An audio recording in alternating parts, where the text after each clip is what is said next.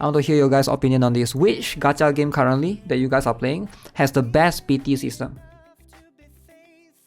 And be honest, alright? No memeing around, no saying that Tower of Fantasy. No. What gacha game has the best PT system? The best. Nikkie, 4%. Blue Archive, 6%. Brown Dust 2 has the best PT system. Really? Brown Dust 2. What else? Who can beat 6%? Come on. To be fair, the 6% is not it's not permanent, right? It's not permanent. So there's that. Brown Dust, you get character in 200 summons or the shop. Brown Dust is pretty unique. It has like multiple layers of PT system. Reverse 1999 has the best PT system. No. If you say Reverse 1999 has the best PT system, then you would say Honkai Star Rail has the best PT system because it's like literally similar, right? Can we count Nikkie though? It's permanent spark system. So we are looking at PT as in like... So we're looking at PT, right? We don't count the rates. The rates don't matter. We're not talking about which game has the best rates. We're talking about which game has the best PT system. But PT system also depends on how generous the game is. Because a game could be like Genshin, where the PT system is pretty decent, but because the game doesn't give you much to begin with, so therefore, could you consider it a good PT system? Because it's a PT system is a combination of the rates and the PT. A game could have good PT or low number of PT, but if the game is stingy in giving you currency, that could be a thing that brings it down, right? Honkai Star Rail, because you always get a 5-star before official PT at 90 rolls, usually a 7x.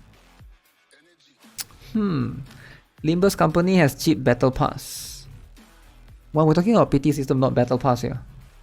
Brown Dust 2 PT system is great. Yeah, I think I can agree with that. I feel like Brown Dust 2 PT system is pretty good. Blue Archive 1 is not that good. Blue Archive has decent rates, but I wouldn't say the PT system is bad, but I think Blue Archive is generous enough to the point that it's not that big of an issue. Nikkie 1 is a bit more complicated as well, right? Nikkie has good rates, 4%, but I wouldn't say the PT system is the best. It's been long I have seen this question. The last thing we talked about was which gacha game has the worst PT, and now I want to see which game currently changed their PT system. Is it better? Is it worse? Who knows? I only want to know which is now good, so new gacha player of those games knows to come back. That is when it's either a holiday event, Christmas, New Year, or anniversary of those games. 300 comments. Okay, let's see. Quite a number of people have commented right here. The better question is which gacha got a good PT system plus pool income. I think this is how you should put it. You can't say because pool income is part of the PT system. A game could have good PT system but bad pool income that makes it a bad system overall. Because it's part of the system. It's a system of the entire thing, right? So I think that's pretty fair.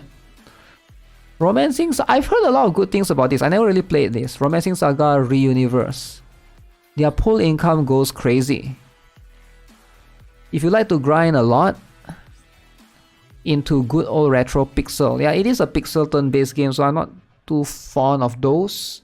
But I've heard a lot of good things about Romancing Saga Reuniverse, for sure. Offline farming or grind, okay, that's one thing. Let's see. What else? My friend who still plays the game. Limbus. The PT system is just that you won't need it for any banner other than Walpur's Gisnacht, and even then you can just wait 3 months to shard them. If you don't have enough pulls and don't want to pull, technically everything in Limbus is farmable. Yeah, so here's the thing though. I think this guy is confused. Just because something is farmable doesn't make it a good PT system, right? If that's the case, you could say Blue Archive has a good PT system, but it doesn't have. I don't think saying that stuff is farmable means that the game has good PT system, because that has nothing to do with the PT system.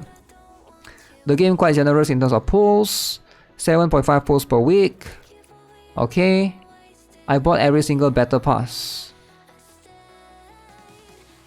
Dragalia loss.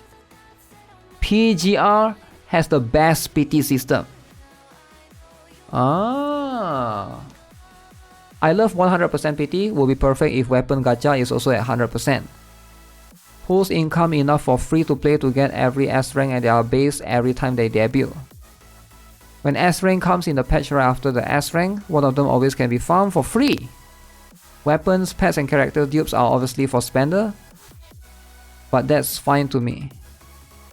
Yeah, I've heard a lot of good things about PGR's PT system. I definitely heard multiple of positive remarks about PGR PT system, and it's one of the better ones from what I gather. Second thing on PGR, you hope Wuthering Waves is gonna be as amazing. Princess Connect JP, you have to look at the system in its entirety. Okay. Of free pulls, a shitload. Wait, how did he make the font so big, so massive? Wait, how do you do this? Free pulls, so big, so massive. Number of meta units required, not many. And half the meta units are upgrades of previous units, including freely obtained ones. Number of duplicates required. In the last few years, you have given 200 shards. When you pull the rate out, which means you can 5-star them very easily, you only need to buy 70 or more. After playing a few years, you'll have several sparks save up, and even if you roll on every 9+ unit, you'll never run low. Yes, Brown Dust 2. Okay, somebody mentioned Brown Dust 2. He wrote an essay for Brown Dust 2. Okay, we gotta read this.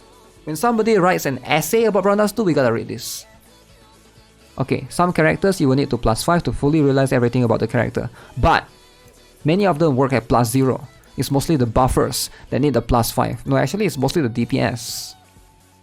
In exchange, you get plenty of pulls in general, and you get a bunch of exchange points for PT for plenty of characters. All except limited. Spark is 200 pull currency. You get daily free pulls from the banner, and its weapon banner that also goes into the Spark currency as well. The character that's on banner also goes up on the PT immediately after the banner ends, so you have more time to get the character you really want. Okay? Oh, what you don't like? That there's weapons banners? Well, good for you, as you can literally ignore the weapon banner entirely and use the blacksmithing system in the game to get something as good, but that's where farming comes in. Just take the free pulls from it and use the pull currency for the Spark character of your choice. Another example of free currency in the game is every copy of a character you pull, you get +10 pull tickets up to 5 times for the current banner. Actually it's 4 times, right? The 5th time is an ancient crystal, I think. If the character you pull isn't the banner character, then when the specific character banner comes back, you will retroactively get that pull currency anyways, but it won't count it again. They added additional method to plus up any character. You get this currency every single month. You can +1 any character of your choice. It's like a selector. If you don't have that character, then you can grab it from there as well. But that currency does take a while to generate up. Wow. Wow, Brown Dust 2 Enjoyer. What did he say? Nikkie, -13? Damn, he may recommend Nikkie as a good -13. You can save your spark for any banner. High rate 2%, 1% for Pilgrim. High rate 4%. High pull income. No weapon gacha, but destroy -13. You need dupes to break sexy wall. How are they of little value? Lemao. 1% is a high rate up. Damn. Okay. He got downvoted. Alright, there's no argument there. Destroyed? He did get destroyed right there. To be fair, he did get destroyed. I think Nikkie is Nikkie, the generous one is the rates. I wouldn't say the PT system is generous. I think the rates is generous. I think the rates. But yeah, it's a bit complicated, right? Because it's like a combination usually. But hey, pretty oof. So much essay, guys. Guys, there's so much essay right here, man.